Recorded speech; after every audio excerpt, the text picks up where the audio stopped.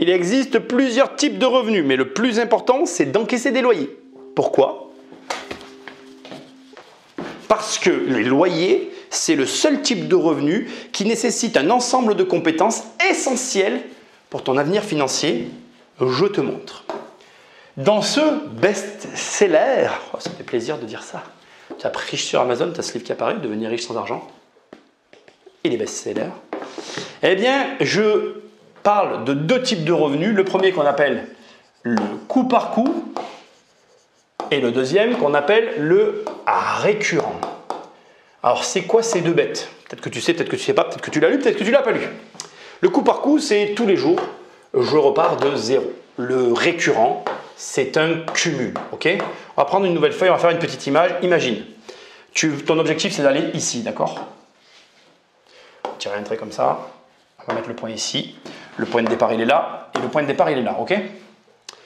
Ça, c'est du coup par coup. Et ça, c'est le récurrent. Regarde bien, c'est important. Jour 1, tu vas faire 3 clients, tu arrives là. Sauf que le problème, c'est que le jour 2, bah, tu repars de zéro, tu fais un seul client. Jour 3, tu fais ça, tu fais ça, tu fais ça et tu fais ça. C'est bien, tu as fait 4 clients, mais tu n'es toujours pas à l'objectif. Jour 4, on va agrandir le nombre de jours, tu n'as fait que 2 clients. Et tu vois, regarde. Et tac, oh, il y a eu un jour, tu as eu vraiment de la chance. Ah, tu n'étais pas loin. Il manque un client et tu avais réussi. Ce que j'essaie de te montrer, c'est que tu vois, chaque jour, ça repart de zéro. Tu finiras par y arriver. Mais tu t'épuises. Là, le récurrent, regarde, il n'y a pas de jour en fait. Voilà, ça c'est le jour 1. Et bien, le jour 2, tu repars du jour 1.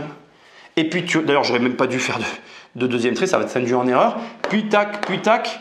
Puis tac, tac, tac. En fait, on s'en fout, il n'y a pas de jour. Ça s'accumule. Donc, en fait, tu es sûr d'y arriver en moins de jours. Même d'ailleurs, c'est une mauvaise image. On va garder le même nombre de jours pour que tu comprennes. Ça sera beaucoup plus clair. Voilà, regarde, on va même le faire comme ça. Jour 1, tu as fait 2 clients. Le jour 2, tu as fait 1 client. Le jour 3, tu as fait 3 clients. Et le jour 4, tu as fait 1 client. Tu as atteint l'objectif. Et donc, regarde, en 5 jours, il ne l'a jamais atteint. En 4 jours, il l'a atteint sûr. Et c'est très facile parce qu'à chaque fois, tu repars du dernier point. Et donc, si tu comprends ça, cette image, tu comprends, que je vais effacer d'ailleurs, tac, tu comprends la différence entre le récurrent et le coup par coup. Je te donne une dernière image pour que tu prennes. Tu vends une clim. Ce qui serait bien, c'est que ça écrive. Voilà. Tu vends une clim, ok? Tu peux la vendre qu'une fois. Par contre, tu vends un abonnement pour entretenir la clim, ok? On va écrire à bout, je ne vais pas écrire abonnement en entier. Ben là, du coup, tu peux vendre plusieurs fois l'abonnement. Enfin, le client reste et il devient du récurrent. Ok? Maintenant, regarde, ici, en coup par coup, ok? Tu vends une voiture. Mais de l'autre côté, en récurrent, enfin, tu t'achètes une voiture et tu es client qu'un coup.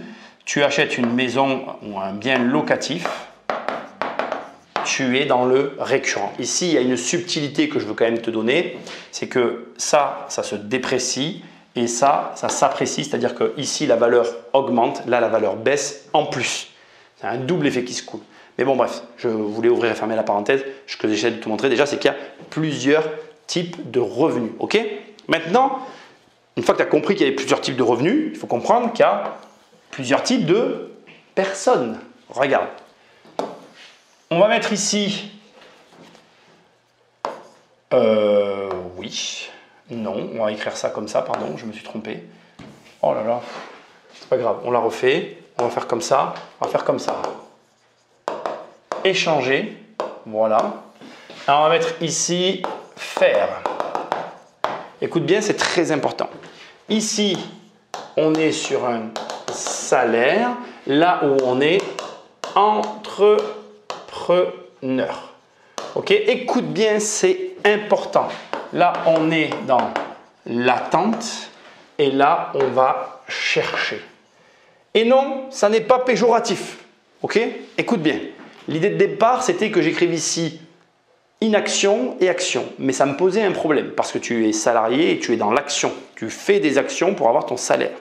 Donc, que tu comprennes bien les mots. Pourquoi j'ai mis attente? Parce que tu fais la tâche qu'on te demande et tu attends d'avoir ton salaire en échange. Tout est écrit.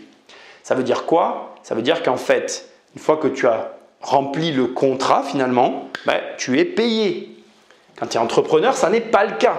Tu peux avoir rempli le contrat il y a un problème, ben, tu as un contentieux, tu n'as pas l'argent et en plus tu dois gérer le contentieux. Là-bas, tu dois aller chercher l'argent la plupart du temps, le client, communiquer, enfin tout ce qui va autour pour que l'argent vienne, là où tu n'as rien à faire en fait. Tu peux même des fois avoir un contrat, ne jamais avoir de lien avec le client et toi tu fais les tâches qu'on t'a assignées et tu es payé. Donc ce n'est pas péjoratif, j'insiste, et j'essaie de te montrer qu'il y a différentes personnes, différents profils, on peut être attiré par le salaire et faire du locatif et avoir des loyers, on peut être attiré par l'entrepreneuriat et faire du locatif et avoir des loyers. Ce que je veux juste te dire, c'est qu'il y a des mentalités différentes et que ces mentalités impliquent des comportements différents et que si tu es entrepreneur, tu as besoin d'avoir des loyers, ne serait-ce que pour l'augmentation de tes revenus. J'aurais même pu écrire la stabilité parce que c'est sine qua non, quoi, tu vois. Et de ce côté, par contre, tu vas avoir tendance à avoir des économies. Et les économies se font ronger par l'inflation. Tu as aussi intérêt à avoir des loyers. Ça va t'apporter, on va dire, un certain état d'esprit différent des compétences qui sont nécessaires. Attends, c'est pas terminé. Ici, tu vas plutôt être dans la sécurité. Et du coup, ça va t'amener du risque. Et là, tu vas être plutôt dans le risque. Et du coup, les loyers vont t'apporter de la sécurité. Et oui, pour lui, prendre une location, c'est un risque. Parce que ici, il préfère largement sa résidence principale. Là où lui, il va préférer investir dans sa société. Donc, dans les deux cas, le locatif apporte un élément qui contrebalance parfaitement chacune des situations. C'est pas terminé. Je ne suis pas en train de te convertir à ma religion, pas du tout. Je suis juste en train d'essayer de te montrer ce que ça peut t'apporter. Et ça va refaire la même chose ici, ok? Ici, on va avoir d'un côté ignorer et affronter.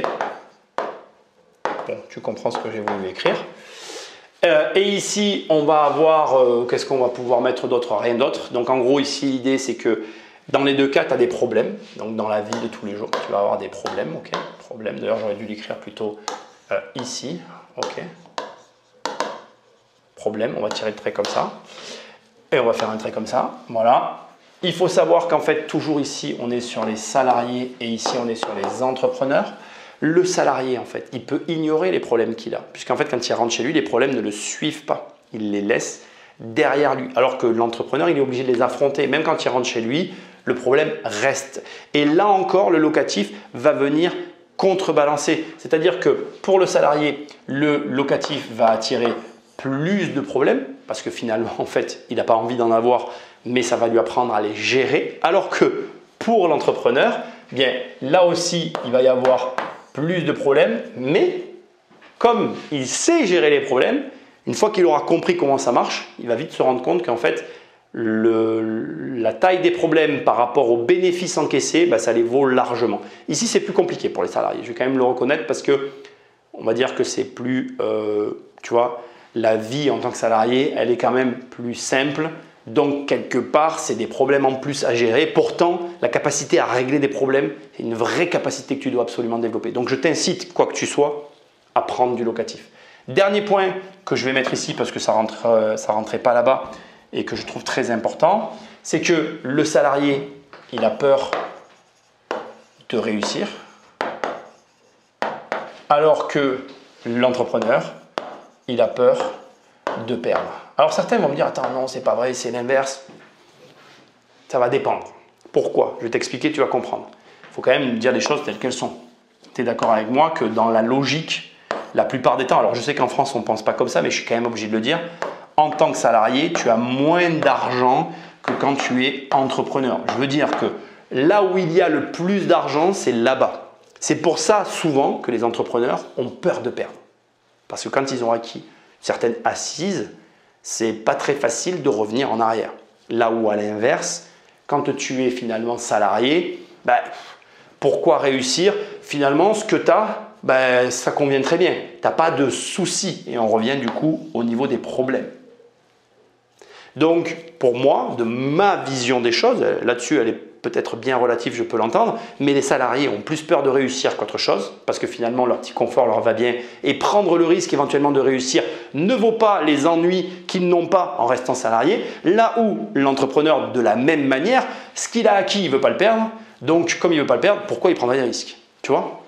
Ce qui nous amène au dernier point, les différents types de revenus avec ce que ça peut impliquer derrière. Pour moi, il n'y en a que 2 de sérieux, mais bon, je vais en mettre 3 parce que je suis fair play. Ok, et je vais maintenant t'expliquer. Loyer, et on finit par, je vais écrire la finance de manière générale, voilà, entre guillemets, parce que là-dedans, c'est un grand fourre-tout, ETF, crypto, SCPI et tout ce que j'ai pas mis, que toi tu as en tête et que j'oublie. Ok, mais pour moi, les 2 grands types de revenus que tu vas avoir, c'est soit les loyers, soit les dividendes. D'accord? Alors écoute bien. Pourquoi tu dois choisir les loyers et rien d'autre? Déjà, je viens de tout expliquer. D'accord? Récurrent par rapport à ta situation, etc. Mais surtout, parce qu'il n'y a que les loyers qui vont te permettre d'avoir des problèmes à gérer en direct.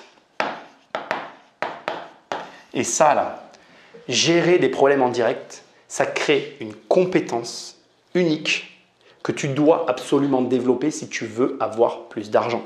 La raison qui empêche les gens d'avoir des loyers, c'est les problèmes. Oui, mais si j'ai des impayés, oui, mais s'ils me détruisent l'appartement, oui, mais si je dois le rénover, oui, mais si je dois payer les impôts. Enfin, la liste, elle est immense. Ben, tu vois toute cette liste-là. Tu peux mettre tous les éléments que tu veux, c'est toutes les raisons qui font que tu devrais avoir des loyers. Parce que le jour où, comme moi, tu as tout réglé, ben, c'est plus un problème en fait. Et du coup, c'est une compétence. Allez, petit bonus parce que je t'aime bien. Regarde. La base de toute personne qui comprend comment marche l'argent, c'est de chercher à avoir du récurrent. Tu connais l'objectif que je te donne à chaque fois. C'est 10K par mois. Ok? La base. Une fois que tu les as acquis, que ce récurrent est en ta possession, tu peux rajouter une petite couche de complexité que je vais appeler bonus, d'accord? Qui sera de la spéculation, qui va venir rajouter du beurre dans les épinards. Et une fois que tu as tout ça, ben, tu es libre. Et oui, c'est ça la liberté. Tu as ta base récurrente qui tourne tous les mois, tu as ta petite spéculation qui te permet un petit peu d'avoir tes coups par coup qui font la différence, et du coup, c'est le moment où tu peux dépenser. Tu la vois, la nuance? Ça y est? 90% des gens, ils vont dans ce sens-là. Eh oui, ils commencent par dépenser, du coup, ils bloquent sur leur liberté et ils n'arrivent jamais en bas de la pyramide. Ils commencent par la fin, en fait, par le haut. Et du coup, dans ce sens-là, ils sont pauvres. Alors que, oui, c'est plus dur. Oui, c'est plus long. Oui, il y a plein de problèmes. Mais quand tu as ta base de récurrent et que tu vas dans ce sens-là,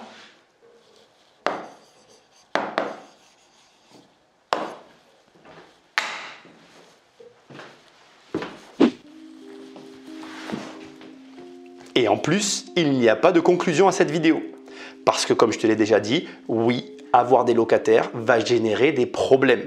Mais régler ces problèmes va te rendre fort mentalement et fort financièrement. Et comme dans les affaires, il n'y a que les plus forts qui survivent, si tu veux avoir de l'argent, tu dois faire de l'investissement locatif.